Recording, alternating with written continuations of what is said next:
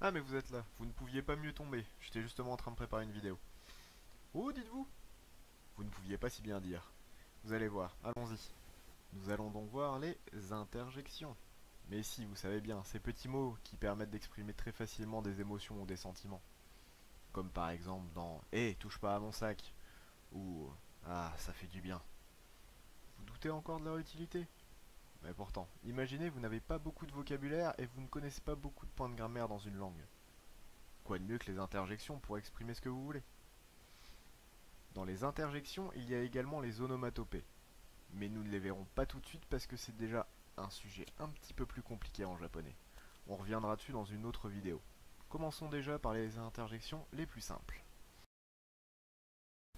あれ鍵はない。Table no e ni arun janai no. あ、あったあった。Grâce à cet exemple, on constate donc que A exprime comme en français l'exclamation pouvant aller du Ah so desu ka? Ah très bien. Ah Ah wasurete ta? Ah ça m'était sorti de la tête. C'est donc une interjection très passe-partout. Utilisez-la avec modération. D'un autre côté, allez exprime plutôt la surprise, pouvant aller de la surprise simple à quelque chose qui nous prend totalement au dépourvu. Dans ce dernier cas, ce sera plutôt allez. Vous aussi vous trouvez que c'est surjoué? D'accord. Passons maintenant à un exemple suivant. お、あれは何ですか？Eh, nan no koto desu ka?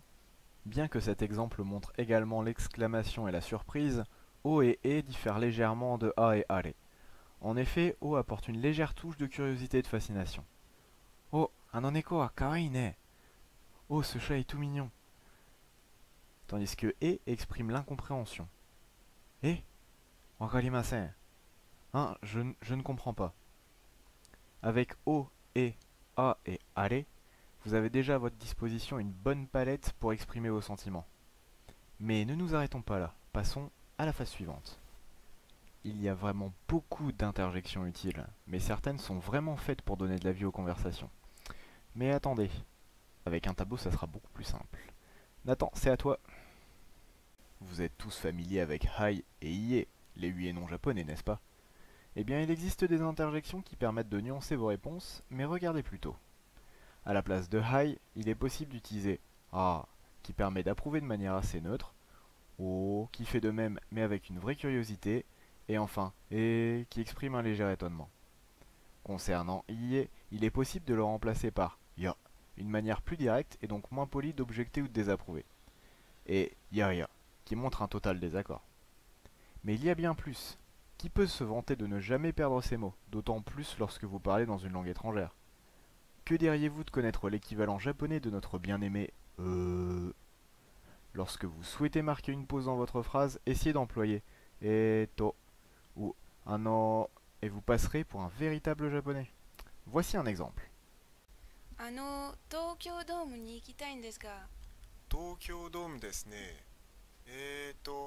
ここからまっすぐ行って、Avant d'entamer la dernière partie de cette vidéo, j'aimerais vous présenter une interjection fort utile à plusieurs points de vue. Ça, elle peut servir à montrer que vous ne savez pas ou que vous fichez de quelque chose. Ça, dodaro. Ou bien combler les phrases à la manière de eto et ano, mais de manière plus détendue. Bien que les jeunes l'emploient souvent, je vous déconseille d'en faire autant, car ça risque fort de ne pas faire naturel. Mais au moins, vous saurez à quoi vous en tenir. Et enfin, ça permet également de capter l'attention de quelqu'un ou d'un animal. Ça, oide. Allez, viens, à un chat ou un chien par exemple. Attention, évitez de l'utiliser autrement qu'entre amis et couplé à la forme macho, car autrement ça sera perçu comme condescendant. Pour finir, voyons quelques interjections qui seront récurrentes dans les animés, et que vous croiserez peut-être au Japon. Il nous reste 3 interjections à voir avant de terminer cette vidéo. Tout d'abord, les équivalents de et en français que sont oi et kora, le premier servant à attirer l'attention, tandis que le deuxième est là pour réprimander quelqu'un. Vous vous doutez bien, en connaissant la culture japonaise, que vous ne pourrez employer ces interjections que vis-à-vis de quelqu'un qui est socialement inférieur à vous. Par exemple, des parents ou des professeurs pourront dire à leurs enfants ou à leurs élèves Oi, kora, machinasai, que l'on traduirait généralement par Hé, toi là-bas, pas si vite. Reste enfin hora qui est une invitation à regarder quelque chose. Servez-vous-en pour montrer quelque chose à quelqu'un. Par exemple, Hora, mite kudasai, que l'on traduirait par Tiens, regarde-moi ça. Voilà qui conclut cette première vidéo sur les hors-séries de la langue japonaise. J'espère que ça vous aura intéressé. À bientôt pour une prochaine vidéo.